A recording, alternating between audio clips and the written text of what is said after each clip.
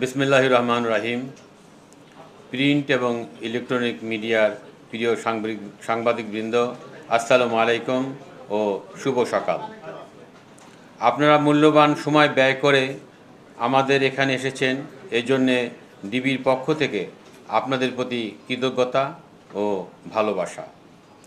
অগ্নিঝরা মার্চের প্রথম দিনে আমি গভীর শ্রদ্ধাভরে স্মরণ করছি এদেশের সূর্য সন্তান বীর মুক্তিযোদ্ধাদের, যাদের সীমাহীন ত্যাগ ও দেশপ্রেমের বৌদলতে আমরা পেয়েছি একটি স্বাধীন ও সার্বভৌম মাতৃভূমি, আমাদের প্রিয় মাতৃভূমি বাংলাদেশ। একই সাথে গভীর শ্রদ্ধাভরে স্মরণ করছি জুলাই আগস্ট ছাত্র জনতার বিপ্লবের বীর শহীদ ও আহতদের, যারা বুকের রক্ত দিয়ে আমাদেরকে একটি সম্ভাবনাময় নতুন বাংলাদেশ গড়ার বীজ বুনে দিয়েছেন। সে লক্ষ্যে তেজদীপ্ত হয়ে আমরা নতুন বাংলাদেশের স্বপ্ন দেখছি। সিয়াম সাধনার মাস পবিত্র মাহে রমজান সমাগত, রমজানুল মোবারক। বরাবরের মতো এই পবিত্র মাসে নগরবাসী নিরাপত্তা বিধানের জন্য ক্লান্তিহীন কাজ করে যাচ্ছে ডিএমপির গোয়েন্দা বিভাগ। ডিটেকটিভ ব্রাঞ্চ ডিবি বর্তমানে আইন শৃঙ্খলা রক্ষায় গুরুত্বপূর্ণ ভূমিকা রাখছে। আজ থেকে আমরা ডিবির চলমান কার্যক্রমের পাশাপাশি রমজানকে সামনে রেখে বিশেষ অভিযান শুরু করতে যাচ্ছি। এটা হচ্ছে এক ধরনের বিশেষ গোয়েন্দা অভিযান, যেটাতে ছদ্মবেশে আমাদের সদস্যরা মানুষের মধ্য থেকে অপরাধীদের শনাক্ত করতে পারবে। রোজার সময় মানুষের কর্মযোগ্যতা বাড়ে, বিশেষ করে টাকা পয়সার লেনদেন বেশি হয়। শপিং মল, ব্যাংক, বিমাগুলোতে মানুষের ভিড় বাড়ে। রেল স্টেশন, বাস টার্মিনাল কিংবা সদরঘাট সহ অন্যান্য জায়গাতে মানুষের উপস্থিতি বাড়ে। এইসব জায়গায় কেউ যাতে নাশকতা না করতে পারে, সেই জন্য আমাদের গোয়েন্দা নজরদারি বাড়ানো হচ্ছে। পাশাপাশি দূরের যাত্রাপথ, বিশেষ করে বাসের কোনো দুর্ঘটনা যাতে না ঘটে, সে লক্ষ্যে গোয়েন্দা তৎপরতার মাধ্যমে আমরা আগে থেকেই ডিবির তথ্য প্রযুক্তির ব্যবহার বাড়াচ্ছি। আমাদের গোয়েন্দা প্রতিবেদন বলছে, চুরি, ছিনতাই, ডাকাতির সাথে যারা যুক্ত হচ্ছে তাদের বেশিরভাগের বয়স 15 থেকে 30-এর মধ্যে।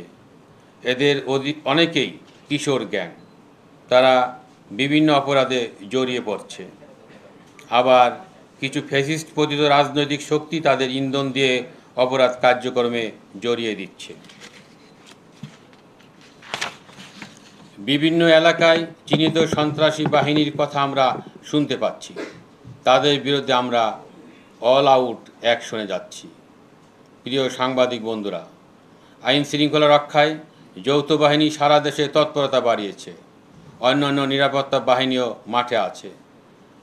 সেখানে গুরুত্বপূর্ণ ভূমিকা রাখছে আমাদের অহংকার বাংলাদেশ সেনাবাহিনী। আমরা বিভিন্ন গোয়েন্দা তথ্য দিয়ে তাদের সহায়তা করছি, যা ভবিষ্যতে আরও বৃদ্ধি পাবে। প্রিয় গণমাধ্যম প্রতিনিধিবৃন্দ, আপনারা দেখছেন মহানগরীতে আইন শৃঙ্খলা পরিস্থিতি ধীরে ধীরে উন্নতি হচ্ছে। আমাদের কাজ হচ্ছে গোয়েন্দা নজরদারি শক্তিশালী করা। আমরা সে বিষয়টিতে গুরুত্ব দিচ্ছি। আমরা আশা করি কিছুদিনের মধ্যে আপনারা আরও ভালো অবস্থান দেখতে পাবেন, সে প্রত্যাশা করছি। জনসাধারণের প্রতি আমাদের আহ্বান, এখন ডিবি পরিচয়ে কেউ গোপনে তুলে নেওয়া বা সিভিল পোশাকে তল্লাশি এই ধরনের কার্যক্রম কেউ করলে আমাদেরকে অবহিত করবেন। পাশাপাশি নাশকতা করতে পারে এমন কোনো তথ্য থাকলে ডিবিকে সহায়তা করুন। আপনাদের পরিচয় গোপন রেখে, সম্পূর্ণ নিরাপদ রেখে আমরা প্রয়োজনীয় ব্যবস্থা গ্রহণ করব। এ দেশ আপনার, আমার, সকলের। দেশে শান্তি থাকলে শান্তি থাকবে জনমনে। দেশকে নিরাপদ রাখতে আইন শৃঙ্খলা বাহিনীর পাশাপাশি জনসাধারণকেও এগিয়ে আসার আহ্বান জানাচ্ছি।